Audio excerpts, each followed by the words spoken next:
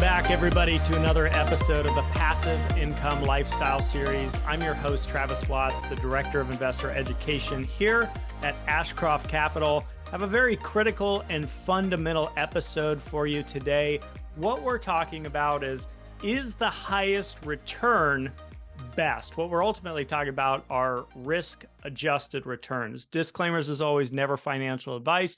Not telling you or anyone else what to do with your money, so please seek licensed financial advice. Now, as human beings, we are hardwired to want instant fulfillment, instant gratification, okay? And it's also very embedded in our culture as well. And it's why you see so many stock trading platforms and get rich quick schemes and diet pills and lottery tickets. But you know, these are not considerations of those of us like, well, you and I, professional investors. And here's why. So let me ask you a quick question. If you had $100,000 to invest, is it better to A, go into a deal where you can possibly double your money over the next 12 months? In other words, you put your $100,000 in, you get $200,000 returned to you at the end of 12 months. Or B, go into an investment where you have a good shot at making a 10% return in the same 12 months. Now, most people think, and a lot of people would tell you, to go after the deal with the highest ROI, which stands for return on investment. But what's the problem with that? Well, what if they told you in order to double your money in 12 months, what they needed you to do is put a wetsuit on and jump into a pool of great white sharks where there was a 50-50 chance that you might be killed or severely injured?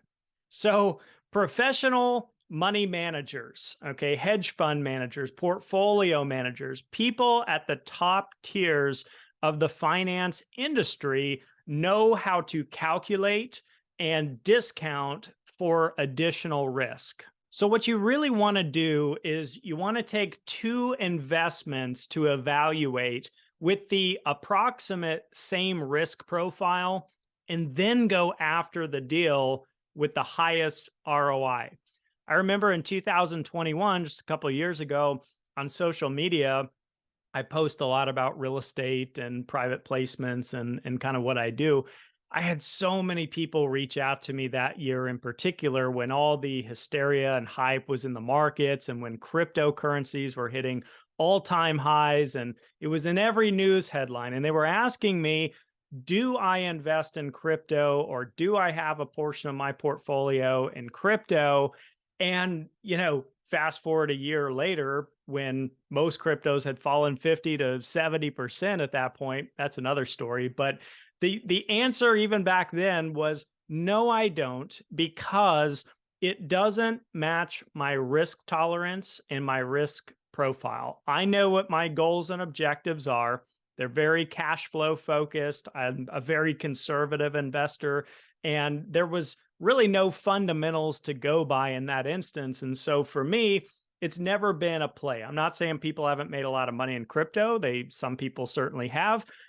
Equally so, a lot of people have lost a lot of money in crypto. So the point is, you have to know you, and you have to know your risk tolerance. So how comfortable are you with losing money?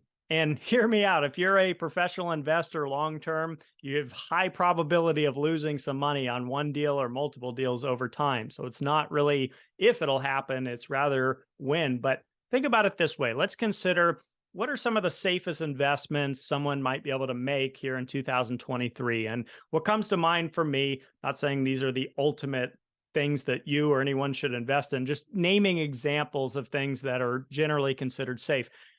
U.S. Treasury bonds, okay, bonds backed by our federal government, traditionally have been labeled as some of the safest investments in the world. Or maybe a CD, a certificate of deposit from a well-established bank, you know, Wells Fargo, Bank of America, JP Morgan, something like that, which is FDIC insured. So let's say you decide to make one of those investments with your $100,000. You say, okay, I'll give you my money for the next 12 months. And then let's say you get a 4% annualized return in exchange. So the problem with that is you're only getting a 4% return, total return, no equity upside, little to no tax advantages, things like that. So the question now becomes, well, if inflation is 5% and you're making 4% and you're having to pay taxes on that 4%, are you really making money? Are you really growing your wealth? Are you meeting your goals and objectives that you've set as an investor? I don't know. We're all different. The answer may be yes, but in many cases, it may be a no. Now, in an opposite scenario to that, let's say your brother-in-law approaches you with a big business idea. He's got a new business venture he's really excited about launching. He comes to you and says, look, if you'll lend me your $100,000, I can give you maybe an 80% return on your money in just 1 year. So you say, well, tell me more about the business plan, and you learn about it and you do your proper due diligence. And what you determine as an investor is maybe that's 20 times more risky than putting your money in a CD or a government bond or something like that. Then you would be properly accounting for the additional risk. You would say 4% times 20 times the risk equals 80% potential return on investment. So it's not about, is this investment better than this investment? What really matters is, what's your risk tolerance? What are your goals and objectives?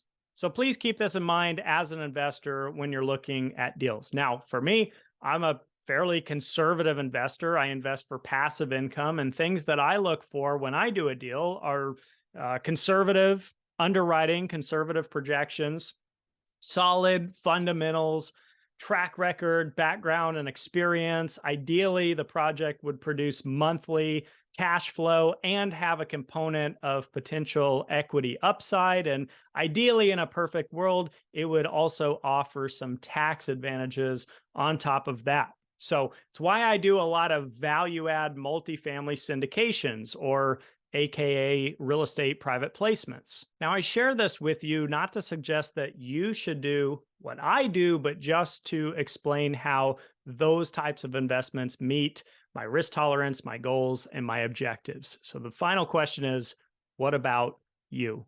You're listening to the Passive Income Lifestyle Series.